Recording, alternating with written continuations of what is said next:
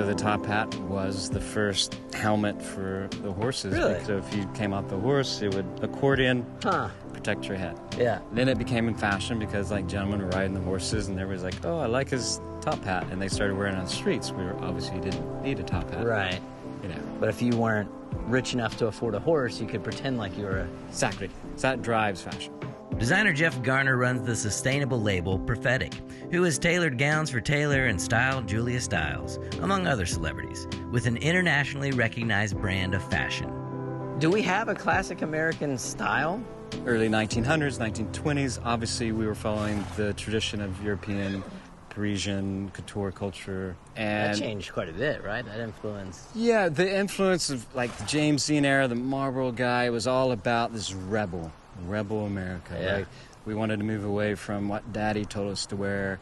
We're going to wear denim wear, which is work wear, ride a motorcycle, ride a horse, right, and get greasy and dirty, and we don't care. Yeah. And that spurred this whole era of getting away from formality and these beautiful kind of traditional clothing that I still appreciate and love. We've been blue jeans and T-shirts since then, and now we're into pajamas that we wear on airplanes.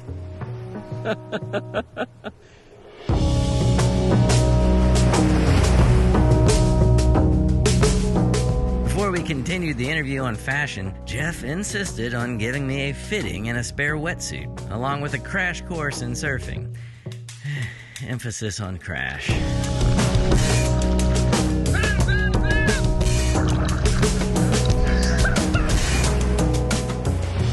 How well is America covered? I think they're over-covered. Over-covered. I mean, here's the thing. We're still paying the same price point as we did in the 70s for T-shirts. So everything's cheap. So I think the hardship today in today's society is to try to find your character. Like, does this shirt present who you are as Gabe the character? Right. And if so, this beautiful Japanese indigo shirt could be a passed down to your child and to the next generation. And it's something tangible that's missing, because when you have fast fashion and trends, you're chasing something. Yeah. Then they make things with like holes in it and patches. I mean, this is 10 years of riding horses in it. To look like this to sell, and you're like, that's not true character. So I think there's a little epidemic with identity.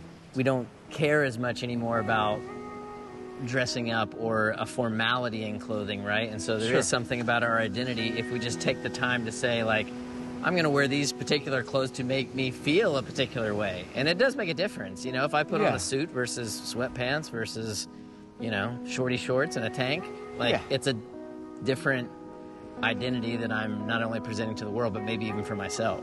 Well, exactly, like your hat, for example. But I think when you walk in the daily life of things, people will associate your visual, what you're wearing, to who you are. So it does make a difference in how people treat you. But I think there is a lack of, dressing up today's society, and I think when you do that, and helps, tell who you are as a story. Like, you shouldn't judge a book by its cover, but it's hard to not do that sometimes when you see somebody wearing a particular thing. Yeah, I mean, we're talking about visual first impressions, right? When you're walking down the street. I mean, they see me in this and think I'm a poet. Maybe. I don't know.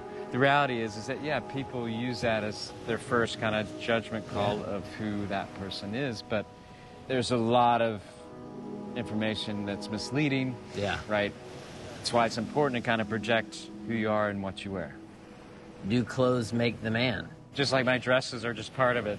The woman who's wearing it, or the model, makes the other half. It brings it to life. Every woman that puts on one of my gowns turns into this little girl when she always wanted to be a princess. And I see it in her eyes twinkle, and I'm like, wow, well, you should do this more often. Why not? Yeah. And I'll never forget, I had this barista, and she saved up her money to buy this gown of mine that she saw. And I gave it to her for like costs, and was just like, I love it that you want to wear this every day. Yeah. And she did. And just the comments she got and the way she felt. So I mean, absolutely, fashion does affect how you feel. Right. How you project yourself.